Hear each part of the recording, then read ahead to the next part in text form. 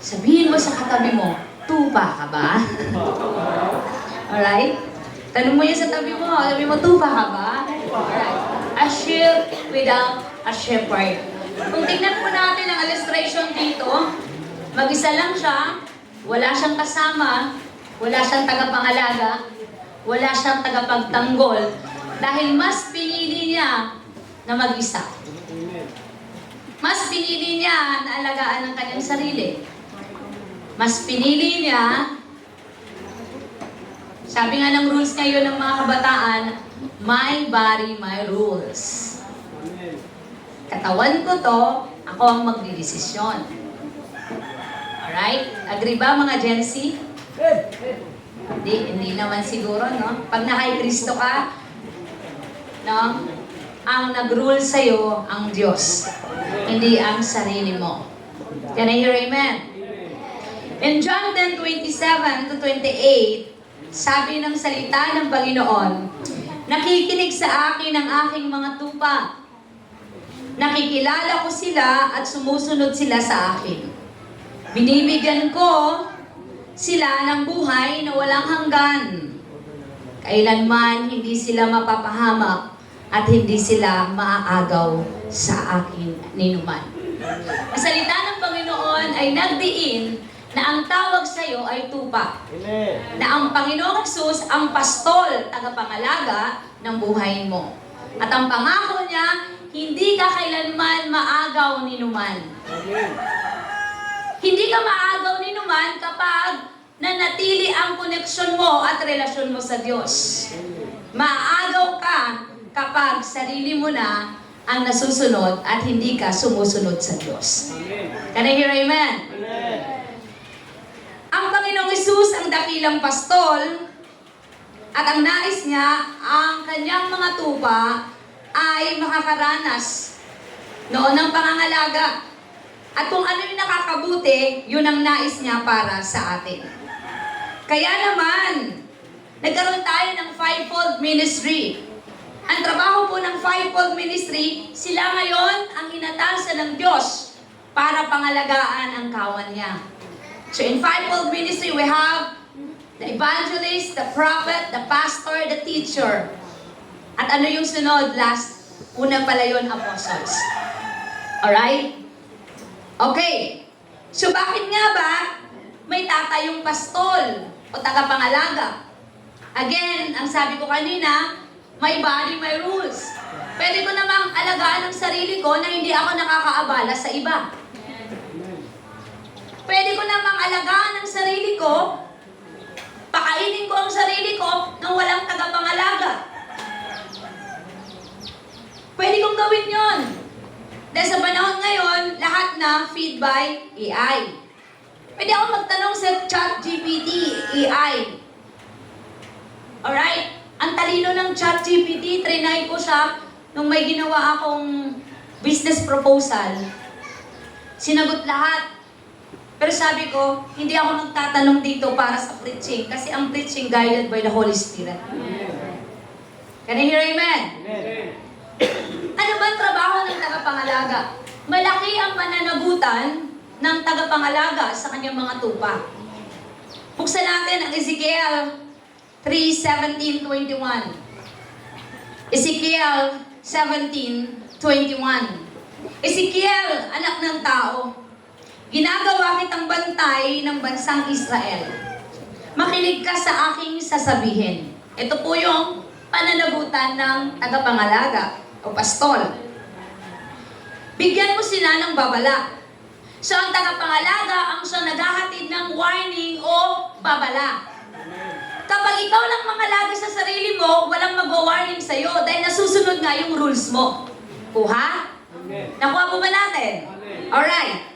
Kapag sinabi kong tiyak na mamamatay ang mga taong masama at hindi mo sila binigyan ng babala upang sila'y makapagsisi, ang mga taong ngang iyon ay mamamatay dahil sa kanilang kasalanan. Ngunit, pananagutan mo sa akin ang kanilang kamatayan.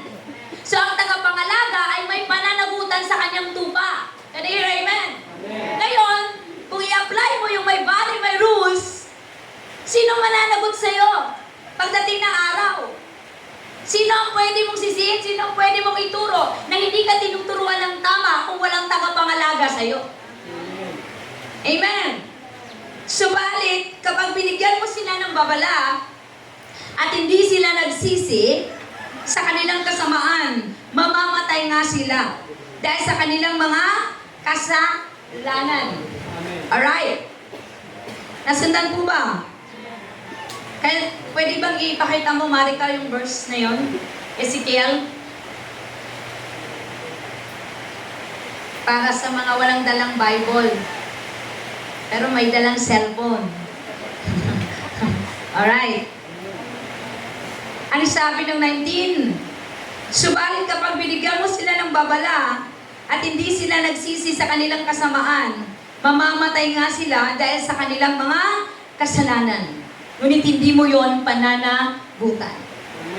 So walang pananagutan ng pastol kapag kayo ay naturuan na, kapag kayo po ay naaral, meron ng aral, kapag kayo po ay tumanggap na sa Panginoon, walang pananagutan ng pastol kapag kayo po ay umalis, bumitaw, kasi desisyon nyo yan. Ang sabi nga, my body, my rules.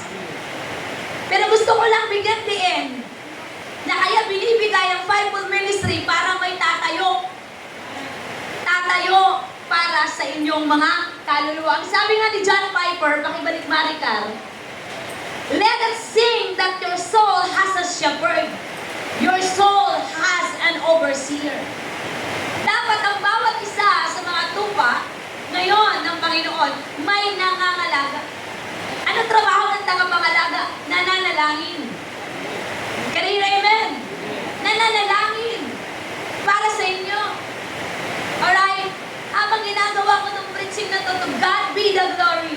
Habang nalunod ako ng mga larawan yung isa-isa, sinasabi ko, Lord, ang dami ko na palang pananagutan. Ang dami ko palang pananagutan ng Panginoon. When I read the book of Ezekiel, nag-sing sa aking mind, ang dami ko palang pananagutan pagdating ng araw. Kaya ang sabi ko sa sarili ko, ayusin mo. Dahil marami kang pananagutan. Amen. Hallelujah. Kapag nagpakasama ang isang matuwid, eto na, yung mga matuwid ay bumaliktad, umalis sa kawan. Ano pong babala? Ang sabi, kapag nagpakasama ang isang matuwid, ilalagay ko siya sa panganib. Mawawalan ng kabuluhan ang kabutihang ginawa niya noong una at mamamatay nga siya dahil sa kanyang kasalanan. Kapag hindi mo siya binigyan ng babala, pananagutan mo sa akin ang kanyang kamatayan. Ngunit kapag binigyan mo ng babala ang mga taong matuwid at sila'y lumayo sa kasamaan, hindi sila mamamatay at wala kang pananagutan. Palakpakan natin sa Lord. Amen. Kapag ang pastor nyo ay nagbabala sa inyo at hindi kayo nakinig, wala akong pananagutan. Amen. Hallelujah. Bakit nga ba laging tinatawag na tupa ang mga members sa church? Bakit hindi ginamit ang leon? Nag-isip din ako yan kagabi. Sabi ko, bakit hindi tigre? Palaban. Siguro pag ginamit ang tigre, away tayo ng away. Kasi pare-pareho tayo ng ugali. Mga tigre, yung mga leon. Bakit hindi pusa? Bakit tupa? Alright? Alam niyo po ba na bakit chief animal symbol ang ginamit na Lord Jesus?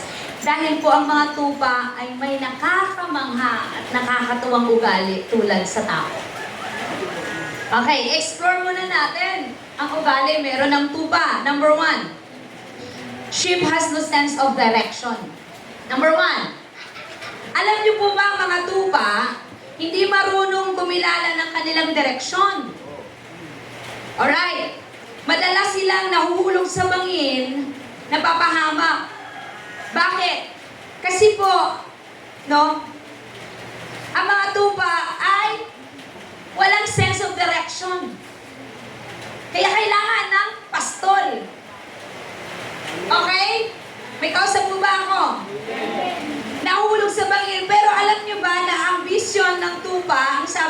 research, meron silang excellent peripheral vision. Ang ibig sabihin niyan, na kahit hindi umikot yung ulo ng tupa, kita niya yung nasa likod. Alright? Galing, no? Hindi niya na kailangan ilimon yung ulo niya. Kahit dito lang, sa gilid, kita niya na yung likod. Parang tayo. Lagi nating pinupuna yung nakaraan. Hindi natin gustong tignan yung hinaharap. May kausap mo ba ako? Ang tupa, walang sense of direction. Ayaw niya kasing i-focus yung mata niya sa harap. Mas focus siya sa back, sa likod. Ganyan tayo mga tao. Lagi na lang tayo maalaala, malala mo kaya. Kung ano yung nakaraan, yun ang babalik-balik natin inuulit, inuungkat. Hindi tayo marunong mag-focus sa harap.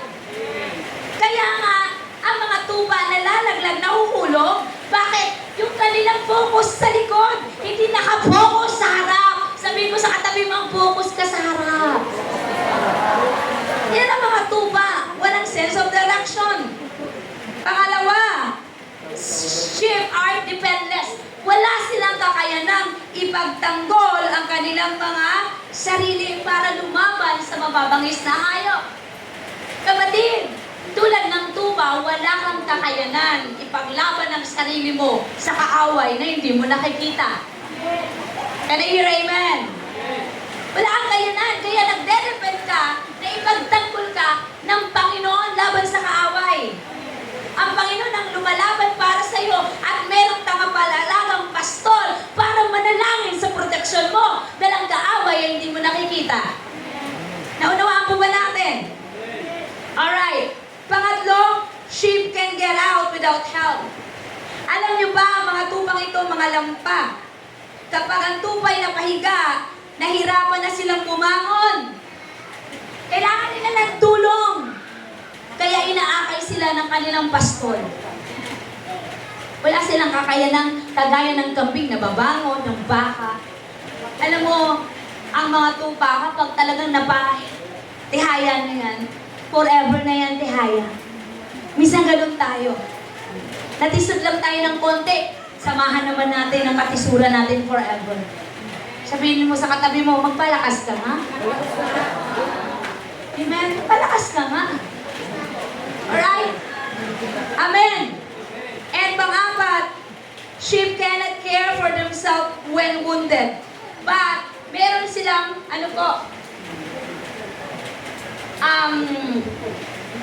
sheep are meant to be carry burdens.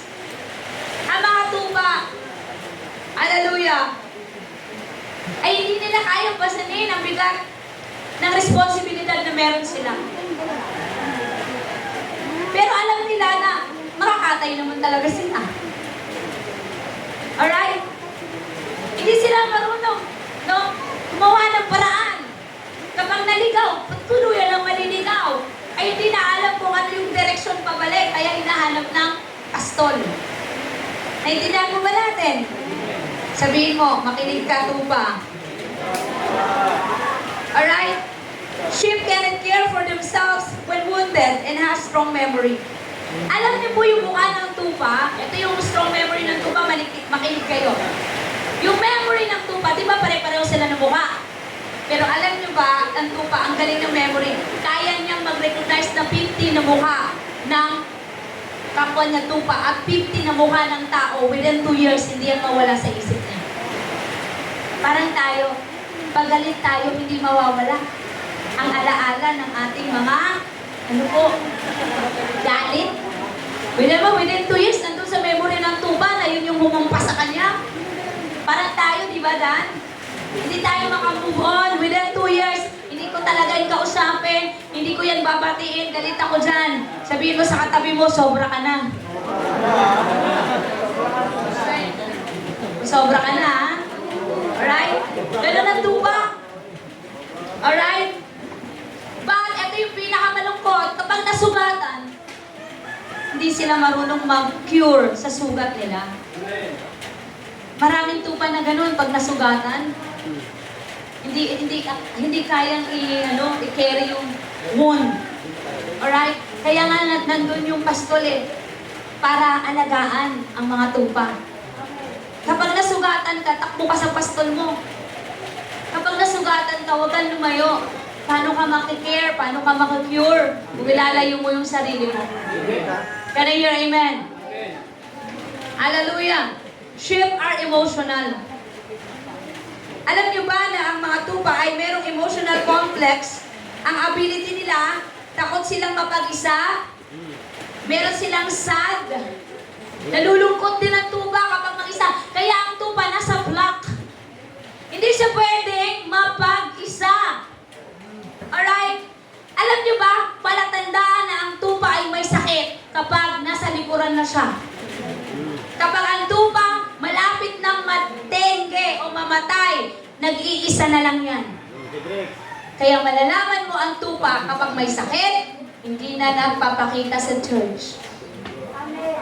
Wala ba akong kausap? Amen! Amen! May sakit yan. At sabi, malapit ng mamatay. Alright? Kasi bakit? Nag-iisa, hindi na kaya. Mabuhay na mag-isa. Nandun siya sa kawan. Alright?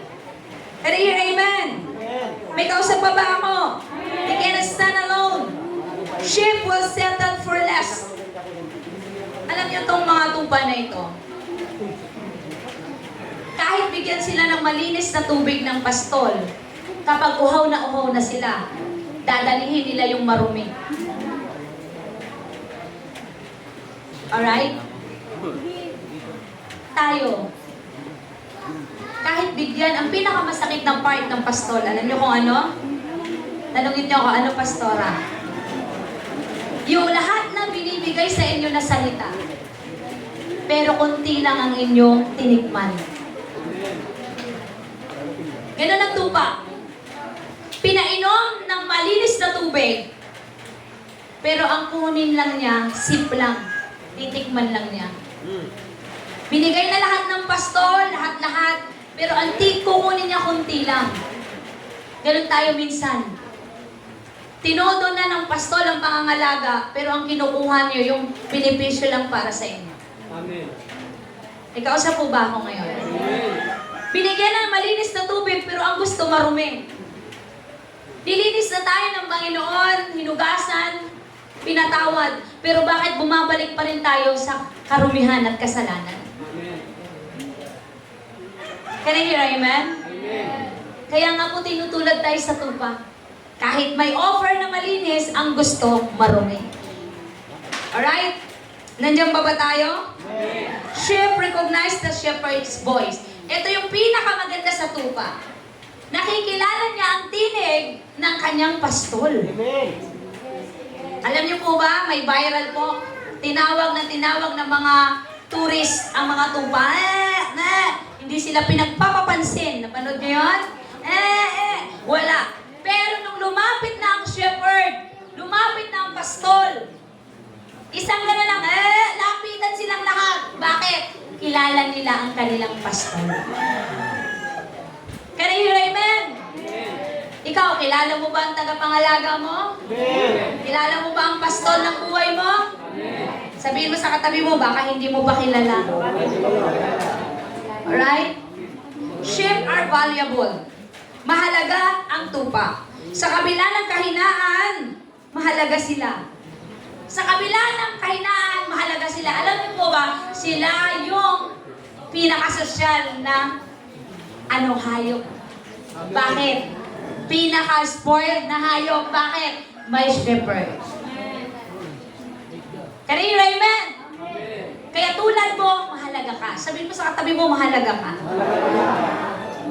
Alright? Kaya nga po, ang tupang walang tagapangalaga ay napaka-mahirap po mag-stand alone.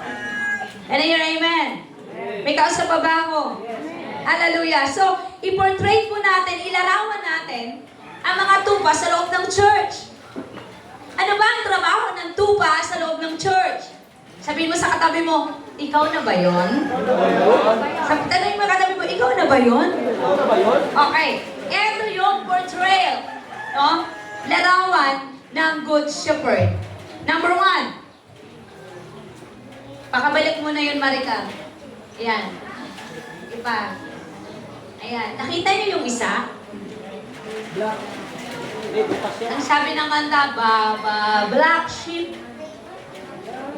Bakit may tinatawag na black sheep? Matigas ang ulo eh.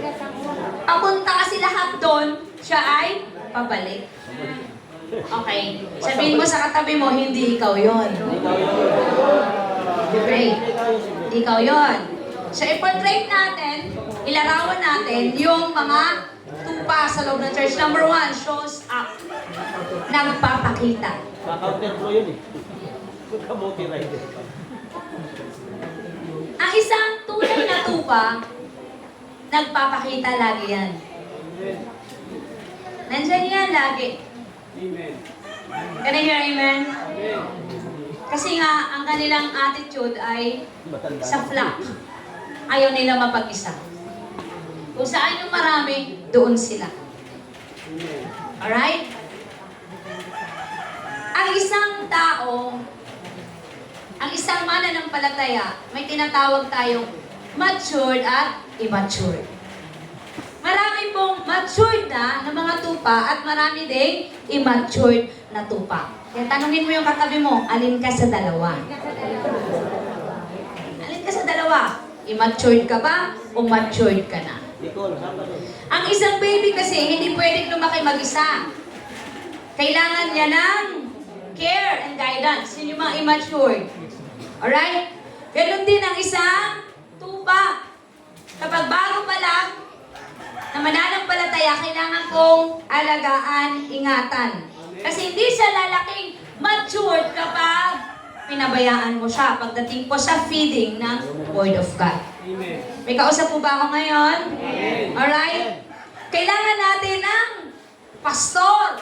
Kailangan natin ng teacher. Kailangan natin ng apostle. Kailangan natin ng evangelist para magturo sa'yo para ikaw ay mag-grow ng mature. Amen. Kaya dapat, ang tupa ay regular na umaattend ng gawain, ng gatherings, para maintindihan niya ang kahalagahan ng pagpapakain sa kanya ng salita ng Panginoon. Amen. Kaya nga anong sabi po ng Hebreo 10:25, huwag niyong kaliligtaan ang pagtitipon na tulad nito. Amen. Huwag natin itong kaligtaan. Kaya pagdating ng pagtitipon, sabihin mo sa katabi mo, magpakita ka. Magpakita ka. Amen! Kailangan maintindihan mo ang kahalagahan ng pagtitipon, kapatid. Dahil dito ka napapakain ng shepherd, ng pastol, ng salita ng Diyos para ikaw ay mag-grow na mature. Palakpakan natin ang Panginoon. Amen? Huwag tayong parang kabuti na biglang susulpot, tapos biglang mawawala. Walang kulong. Parang kanta tayo ni Gary Valenciano. Lulubog mo yung tao. Hindi naman lulubog. Diba? Ano sabi? Nawawala, bumabalik, heto na naman. Amen.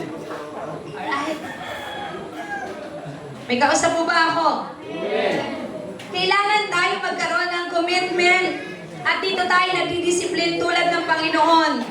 Yung simple pag-show up mo, alam mo ba, nagbibigay ka ng kagalakan sa lingkod ng Diyos. Amen. Bibigay ka ng kagalakan. Sabihin mo sa katabi mo, nagbibigay ka ng kagalakan. Kaya, ang challenge ko sa inyo, keep showing up. Ano man ang activities, andun ka, suportahan ang activities. Can I hear amen? Kagabi, may kausap ako sa phone, sabi niya, pwede pa ba ako dun? May ano na ako, may asawa na ako. Ang sabi ko, kahit may asawa ka na, pumunta ka sa paraan na ipapakita mo ang suporta. Can I hear amen? Amen. Kapag kayo ginawa na ni Lord na milyonaryo, kapag may gawain, punta kayo, suportahan nyo. Amen. Kasi mahalaga po ang suporta. Amen. Sabihin mo sa katabi mo, mag-show up ka naman. Magpakita din naman. Pakita ka naman sa Alright, magpakita ka. Lagi dapat magpakita. Pangalawa, participate makikibahagi ka naman. Bilang isang kawan ni Lord, makibahagi. Sabihin mo, parte ka. Ang mabuting tupa ay hindi spectacular. No? Hindi lang pillars taga puno ng bakanting upuan o spectator. Pupunta sa church, ano kayang meron ngayon? Ano kayang ibibigay ni pastor ngayon? Mag-antay ka mamaya, baka isa ka sa mabunot. Alright? Okay? Hindi lang ikaw ay just looking around. Sabihin mo sa katabi mo, taga-Tanawan, Batangas ka ba? Bakit taga-Tanawan? Laging nakatanaw. Uy, anong meron dun sa church? Diba? Ano meron ba dun sa church? Ay, hindi ko type yun. Hindi ko type yung preacher. Hindi ako pupunta doon. Kapag type, pupunta. Kahit malayo, pupunta. Pag hindi type, kahit malapit, hindi pupunta. Okay? Kailangan tayong makikibahagi. Can I hear amen? May purpose ang bawat isa sa atin sa kingdom ni God. Binigyan tayo ng spiritual gifts para gamitin yan. Para ikalalago ng church. Kaya kapatid, huwag mo yung itulog-tulog lang. Alright? Amen? Tinawag tayo upang maglingkod sa Diyos at paglingkuran natin ang kingdom ni Lord. Ipakita ang expression ng pag-ibig sa pamagitan ng paglilingkod. Can I hear amen? Therefore, kung hindi mo pa alam kung saan ka maglilingkod, hanapin mo na. Mag-aaral mo tayo dito ng spiritual gift survey. Titignan ko kung ikaw ba ay fit sa kabataan, ikaw ba ay fit sa mga teen kids, ikaw ba ay fit sa mga nanay. Kasi marami po na kahit edad 40 na, ang isip batang-bata pa rin. Alright? Hindi mo alam saan ka magsiserve. Saan ba talaga heart ko? Okay. Pag nasa music ka naman, ang boses mo, ang layo sa gitara. Pero pinipilit mo pa rin magtugma kayo. Alright? Ang sikreto dyan para magkita kayo, i-google mo ng 5 days prayer and fasting. Malamang pagkatapos magtutugma na kayo. Kung gusto mo, may kaparaanan. Walang imposible sa Diyos. Pero amen? Tanungin mo ang sarili mo, ano kaya may tutulong ko sa church para ako ay makibahagi? Amen. Tanungin mo yung katabi mo, nakibahagi ka na ba? Natanong mo na ba yung katabi mo? Kung marunong ka naman din naman, no? Sumayaw, alright, discover and develop and use the talent of God that was given to you. Hindi habang buhay na filters ka lang. Hindi habang buhay na taga-dyan ka lang. May ginagawa si Lord para ikaw ay kagamit-gamit sa kingdom niya. Can I hear amen? Hindi mabubuo ang kawan kung wala pong mga nagpa-function ng mga ministry. Can I hear amen? Kaya alam nyo ba, ayaw ni Lord talaga na makulangan ang kanyang gawain. Kaya pag may nawala, may pinapadala si Lord na magpuna ng kulangan na yun. Kasi bakit? Hindi po ito iglesia ng tao. Ito po ay iglesia ng Diyos. Tandaan niyo po yan lagi, mga kapatid. Ang iglesia na ito ay hindi po tao nagtatag o nagtalaga. Ito ay iglesia ng Diyos. Kaya si Lord po nagpo-provide, nagpapadala ng mga manggagawa para mapunan ang pagkukulang. Dahil nga ang Diyos natin ay perpekto. Kaya dapat sana ang ating ialay na pagsamba ay maayos din at karapat-dapat. Talampakan natin ang Panginoon. Amen.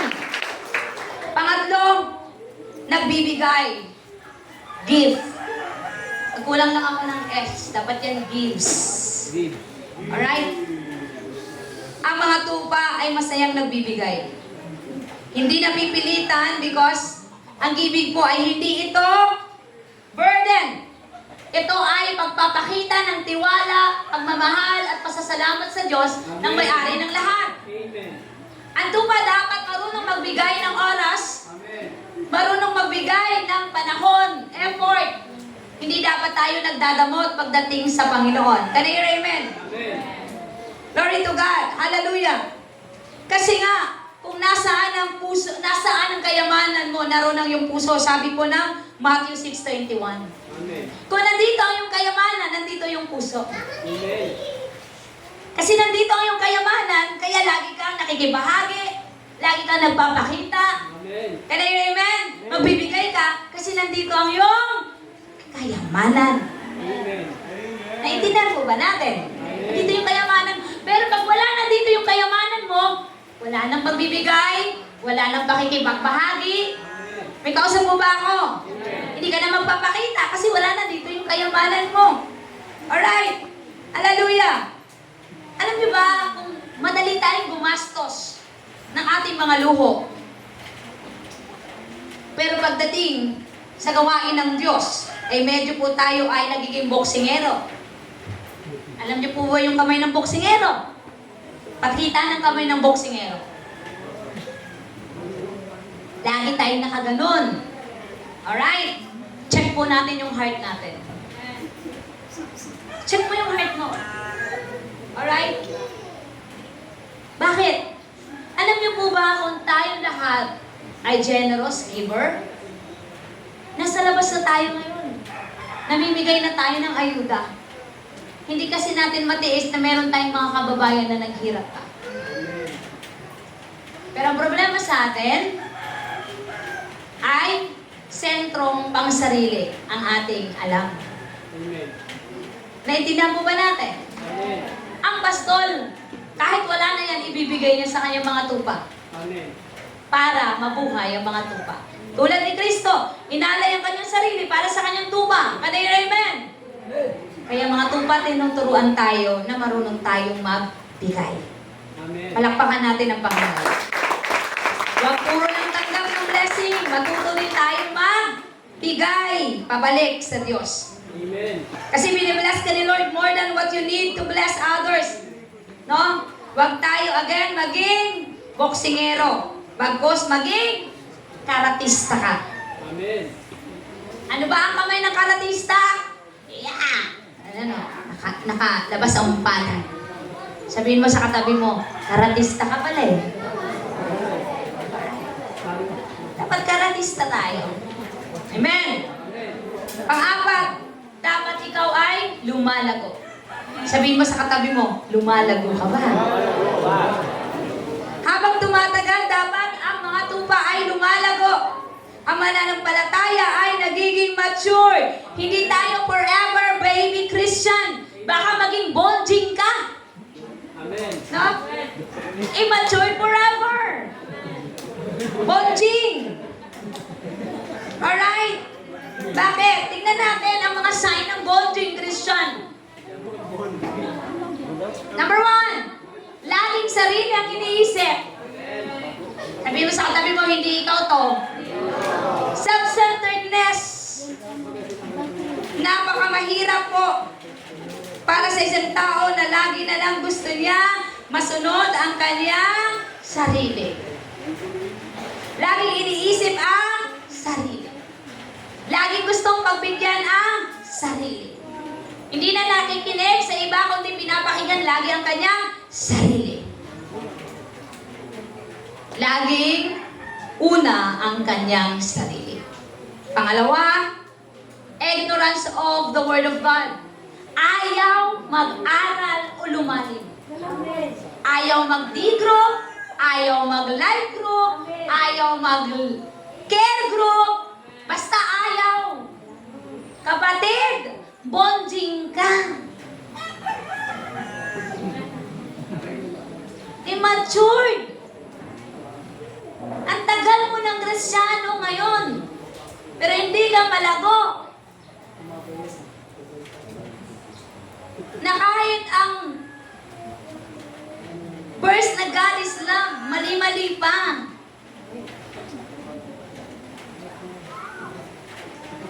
Wala kang paglago. May kausap ba ako? Hindi mo naintindihan ang word ni Lord.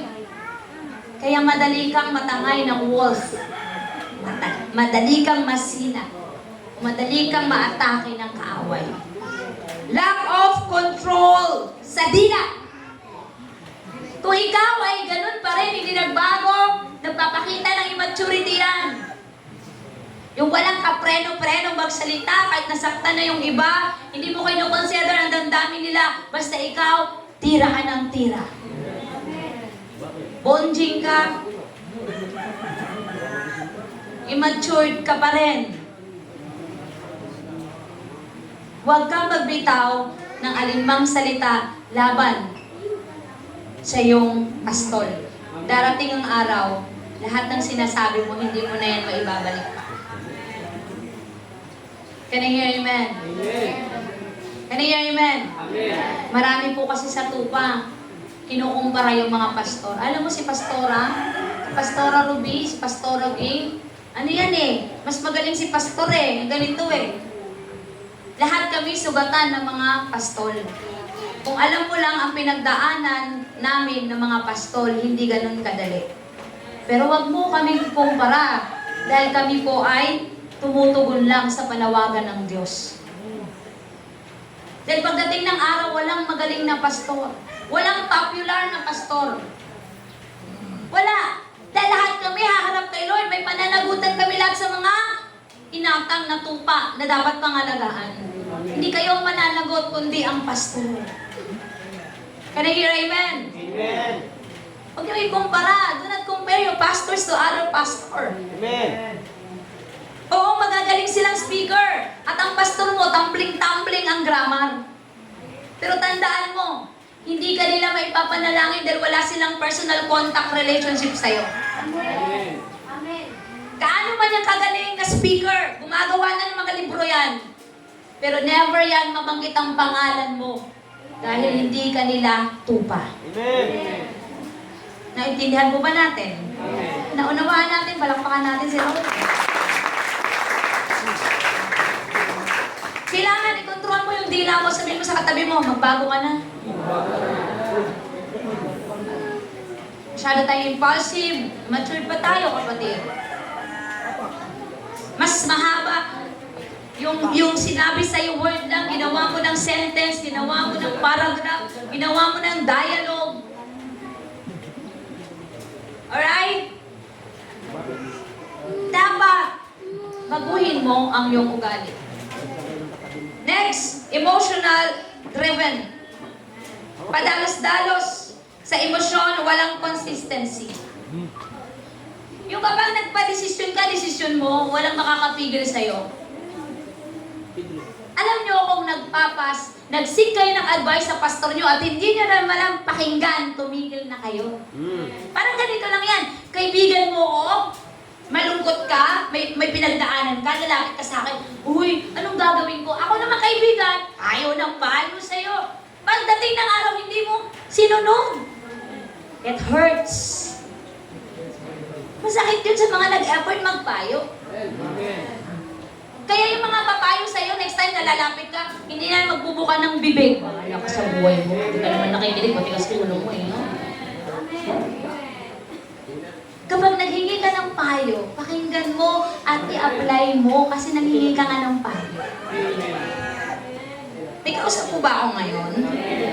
Pagpadalos-dalos sa emosyon, kaya walang pagtuloy-tuloy dahil emosyon ang nanguna.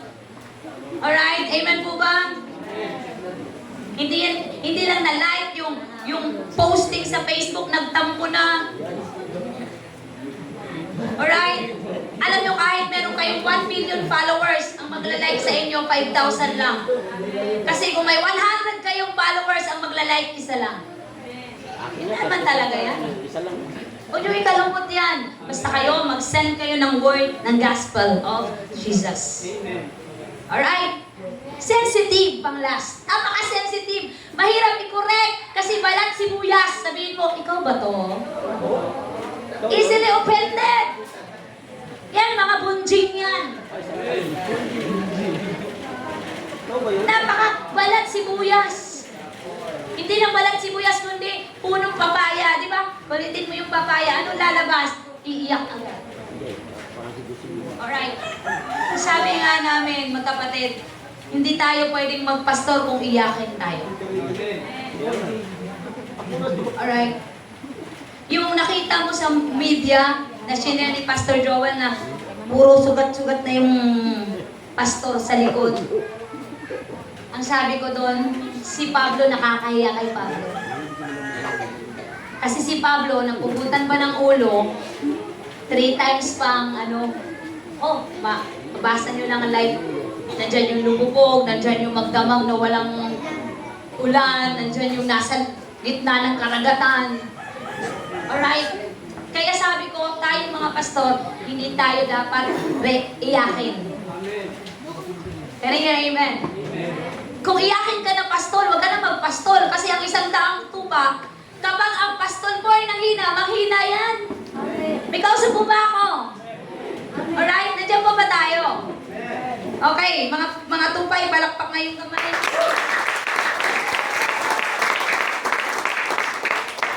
Pag tayong balat sibuyas, kapag tinanggal ba sa'yo ang position mo?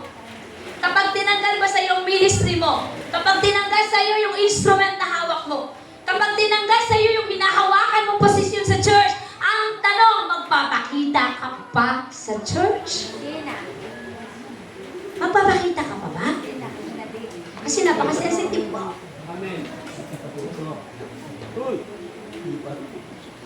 Ang matured na tao, kahit tanggalan ang posisyon, pupunta yun sa church. Dahil hindi posisyon ang ina-after niyan. Kasi ang church ay kanlungan ng mga sugatan. Kanlungan ng mga hindi matuwid. Ito ang lugar ng hindi perpekto. Naunawaan mo ba natin? Kung sa posisyon mo, ikaw nakadepende kapatid, sinasabi ko sa iyo, you are immature. Bonding ka pa. Alright? Bakit po? Ang tunay kasi na submission ay hindi sa labas, kundi sa loob. It's about humility. Sabi-sabay, humility. Hindi ito pakitang tao na submissive ka sa stage, pero sa likod ng pulpito, matigas ang puso mo. Unawaan po ba natin?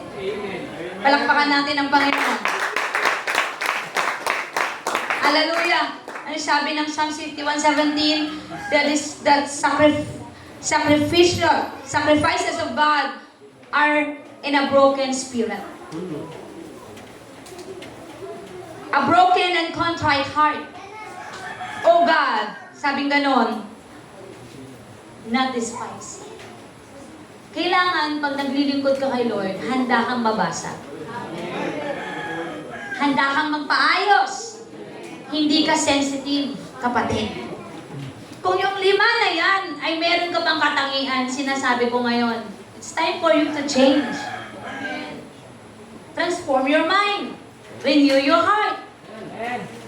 Huwag kang pumayag na bonjing ka. Huwag kang pumayag na sabihin kang bonjing ka pala eh. Konting bagay lang. Ikinagalit mo na, back out ka na. Alright? Can I hear amen? Glory to God. Kapag ang tupa kasi may problema, dalawa lang ang katangian na meron. Nawawala o nagwawala. Nawawala, yung literal na naligaw, kaya nawala, hindi na nakabalik dahil, naligaw ng direksyon. Itong tupa na to nawawala, gusto niyang bumalik. Kasi ang problema, hindi niya na alam ang babalik. Nakuha po ba natin? Nahirapan na siyang mahanap ulit yung presence ni Lord. Ang matindi, itong nagwawala. Kasi pag ang tupay nagwawala, sumusuwag na yan sa pastor at leader. May kausap po ba ako? Hindi na yan kumikilala ng authority kasi nagwawala na yan. Alright? Hallelujah! Mahirap po talagang pabalikin ng mga tupang nagwawala. Mahirap. Kasi bakit? Ang nawawala, kapag nakita niya ang pastol niya, babalik yan. Dahil inaantay lang niyan na mahanap siya ng pastol niya. Pero itong nagwawala, kahit makita niya ang pastol niya, iiwasan niya yan dahil ayaw niya nang bumalik. Tingnan mo ba natin? Iiwas na yan. Kasi bakit ayaw na niyang bumalik dun sa pastol niya? At baka naghahanap na ng ibang tagapangalaga. Okay naman po yan. Kung maghanap tayo ng ibang tagapangalaga para sa akin, kung saan po kayo nag-grow, do it. Kasi yun namang ika-grow nyo eh. Pero, sabay-sabay natin sabihin, pero, huwag mong siraan ang nangalaga sa'yo before. Amen. Alalahanin mo kung paano kanya inalagaan. Kung paano kanya tinanggap, kung paano kanya pinagtanggol. Yun ang isipin mo na ginamit sa ni Lord para makilala mo si Jesus. Amen. Kung doon ka lalago, huwag mo lang sirain yung dati mong tagapangalaga. Be sure na okay pa rin yung relasyon ninyong dalawa. Alam niyo ba, darating ang araw, ang tunay na tupa ay babalik sa tunay na tagapangalaga. Palakpakan natin si Lord. Amen. Okay. Eto po. He left the 99 para sa the one that got away. Alam niyo po yung the one that got away? In short, Totka. May mga sheep po na ang tawag ay the one who got away. Alam niyo mga the one who got away? Alright? Sila yung mga tupa na basta na lang po naligaw ng walang dahilan. Alright? Tumigil na lang sila ng paglilingkod na walang dahilan. Pag tinatanong mo, bakit hindi ka nang nag-church? Wala lang akong gana. Hindi ko na feel. Alright? Naging tupa sana pero naging totga. Sabihin mo sa katabi mo, huwag kang maging totga. Yan, huwag tayong maging totga, ha? Alright? Amen? Hallelujah! May kausap po ba ako? Alam nyo ba, kapag ang tupa ay sobra ng pagwawala, makinig kayo, may mga hawak ng core life group, D group. Pag ang tupa natin, na pinagkatiwala ni Lord sa atin, glory to God, ay medyo nagwawala na. Kapatid, lubayan nyo muna. Lubayan nyo muna. Pero, huwag nating silang kalimutan. Huwag nating sukuan. Huwag nating ituring na kaaway, huwag nating ituring na virus. Kundi ipanalangin ng palihim. May kausap po ba ako? Alright? Nandiyan pa ba tayo? Gusto ko lang i-remind sa inyo, bakit kailangan muna nating lubayan? Kasi, baka gusto niya muna mapag-isa. At sa kanyang pag-iisa, madiscover niya na kung ano yung ginagawa niya hindi pala tama. Doon niya marirealize. Kasi the more mo yung tinatanong, baka makulitan. The more na isipin niya, grabe, na-condemn naman talaga ako. Kaya dapat, ang ibalik natin, instead na ang sabi, ang tumatangging magpasakop ay hindi mapapapayapa ng agromento, kundi katahimikan. Kapag maingay, tahimik ka lang. May kausap po ba ako? Yung may mahawak na ministry, kapag marami ng complaint, marami ng ingay, ang ibalik, katahimikan. Tahimik ka lang. Pero aasa na may palihim at tahimik na ginagawa ang Diyos. Naunawaan po ba natin? Kaya sa bahay, kapag nagkaroon na ng commotion, alright, ang solusyon ng mga tatay, tahimik lang sila. Kasi kung sabayan si nanay, sabog. Alright, may mga magaganap pang kung ano-anong iba. May kausap ba ngayon? Kung nandiyan ka pa, palakpakan mo si Lord. Kung ayaw makinig, kung ayaw magpasakop, at kahit anong paliwanag mo, lubayan mo muna. Kailangan siguro nilang iwan muna sa kanilang journey para sila ay mismo makadiscover o matuto, no, sa katotohanan. Lahat ng may hawak ng ministry, tandaan nyo to, hindi lahat ng laban pwede nating ipaglaban. May nakuha ba? Amen? Hallelujah! Choose your battle wisely. Hindi lahat. Pwede mong salihan. Hindi lahat na mangyayari. Pwede mong salihan. Pwede, kapag kamag-anak mo yun, kapamilya kapamilya mo yun, pwede. Pero kapag ang kapamilya mo nagsabi na huwag mo na akong pakialaman, didistansya na tayo doon kasi ayaw na nila eh. Amen. May kausap po ba ako? Amen. Pag ayaw na nila, huwag nating ipilit. Oo nga. Amen. Alright? At totoo lang. No? Ayaw naman. Kayo, may mga mata naman kayo, may mga nakikita kayo. Pero ituon nyo lang yung mata nyo sa Diyos. Hanggat kayo ay nagpapalalim kay Lord, kayo tumingin. Amen. Hallelujah! Amen! Amen. Glory to God! Kaya dun po, pumapasok, no? Ang pananagutan ng mga pastor. Yung pagkakaroon natin ng spiritual growth. Bakit? Ang paglago mo kasi nakadepende yan sa panalangin, sa pagkain ng salita ng Diyos. Kaya nga sabi ng kanta, read your Bible, pray every day, pray every day, pray every day. Read your Bible, pray every day, and you grow, grow, grow. Eh kung ganun ang ginawa mo, hindi ka bonjing. Amen. Anong hindi ka mabubonjing? Tamad ka magbasa ng Bible. Tamad kang umaten ng mga life group, care group, D group. Lalo na ang prayer and fasting, tinatakbuhan mo. Ka talaga lalago. Amen. Amen! Hallelujah! So mga kapatid, anong rules ng mga pastol? Masaya sila kapag kayo po ay nagpapasakop, nakinig, at nagpapaturo. Alright? Bakit? Kailangan kayong i-lead. Sila ang taga-akay. At darating ang araw, kayo naman ang taga-akay. Sabihin mo sa katabi mo, malapit ka na. Alright? Last, lead. Mag-akay tayo. Alright? Bilang mga tubang, mag-akay tayo. Amen. Hindi lahat tinawag maging pastor, maging teacher. Pero pwede tayong tawagin na mag-share ng gospel. Can I hear amen? Alright, Matthew 28:19, 20. Ito yung verse na pinakahawakan ng mga disciple. Go and preach the gospel. Baptize them in the name of the Father, the Son, and the Holy Spirit. Alright? Hallelujah! So kailangan ng mga tupa nag-aakay ng kaluluwa papunta kay Kristo. Amen. Do not just invite someone to the church, pero i-invite mo rin sila kay Christ. Amen. Sino pa dito ang nakapag-invite na sa Panginoon? Amen.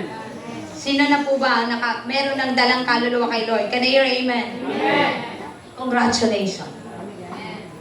May natutunan po ba tayo ngayon? Amen.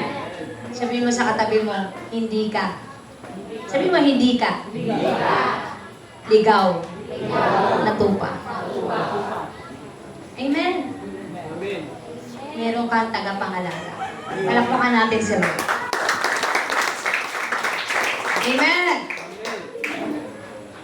Conclusion tayo.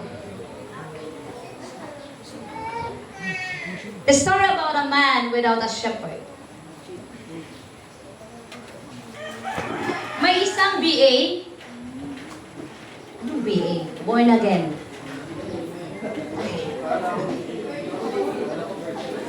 Masyadong alerto at sensitive ang mga music team sa DA. Sabi ni Dudong DA, BA. Ang BA na ito, ang hobby ay mag-Dora the Explorer. Ayaw niya mag-commit sa isang church. So sa isang buwan, ilan ang Sunday? 5. Kaya 5 church ang kanyang pinupunta. Monday, Church of God. Tuesday, Church of Christ. Thursday, Church of the Good Shepherd. Thursday, Church for everyone. Friday, Church. Ignite Church na lang. Ayaw niya mo ng commitment. Kaya, iba-ibang church sa kanyang pinupuntahan, ayaw niya mag-pass sa buwit. Wala siyang pinagkakaiba kay Sister Anika. Nalala niyo ba si Sister Anika? Amen? Hallelujah. Ang taong ito, ay gusto lang niya talagang magsimba. Pero ayaw niya ng commitment.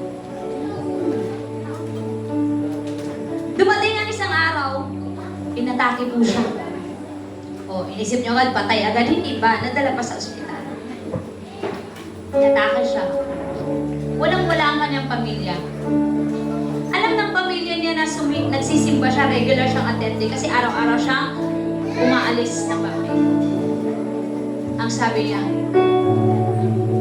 pwede kayong humingi ng tulong sa mga simbahan. Bumalik ang pamilya niya, walang nakukuhang malaking financial assistance. Bakit? Ang sabi ng mga church, ay, wala kasi siyang record sa attendance. Wala siyang permanenteng pagdalo. Wala siyang identity bilang membro. Ang sabi ng mga kapatid niya, Kuya, araw-araw, linggo-linggo ka namang nagsisimba, pero bakit walang tumanggap sa'yo? Bakit wala? Sino ba talaga pastor mo? The problem is, nag-join siya sa malalaking churches.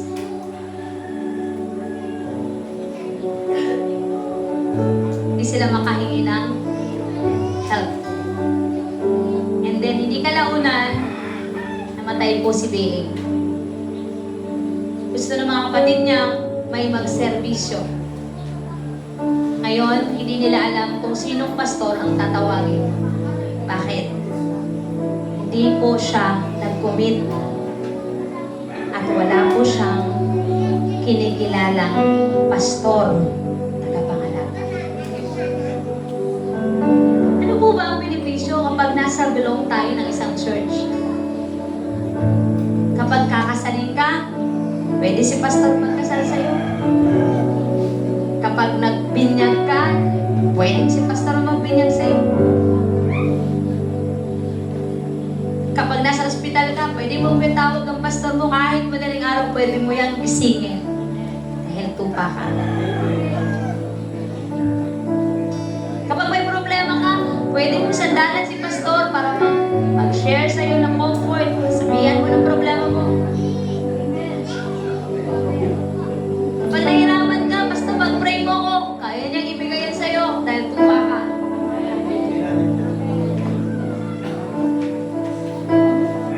Next slide, Maricar, please. Now what? The sheep that gets picked off by the wolf is always the one who has distanced himself from the shepherd. Kaya madalas, maraming tupang inaatake na lumalayo sa shepherd.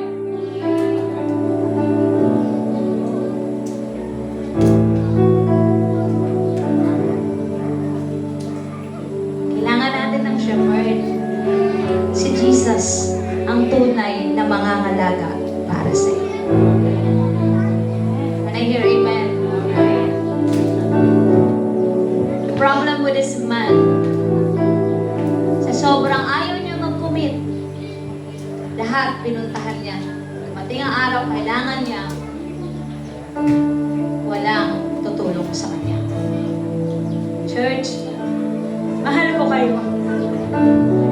And I do really love you. Ano man ang kaya kong makayang gawin, ibibigay ko.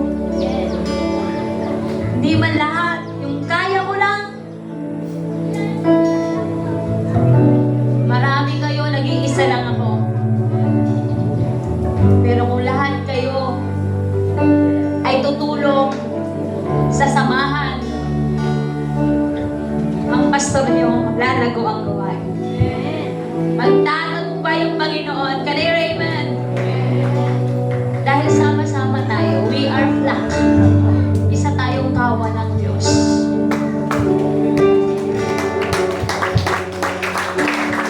Amen? Sana naintindihan mo na ikaw ay sheep, ikaw ay tupa ng Diyos. Tinawag tayo pare-pareho na Lord. Hanggang sa pagbalik ng Panginoon, tayo pa rin ay naglilingkod sa Kanya. Hindi ka tupang ikaw, Dahil ikaw ay may tagapangalaga. Ang Diyos ang nagtatanggol para sa iyo. Lahat po tayo ay tumayo.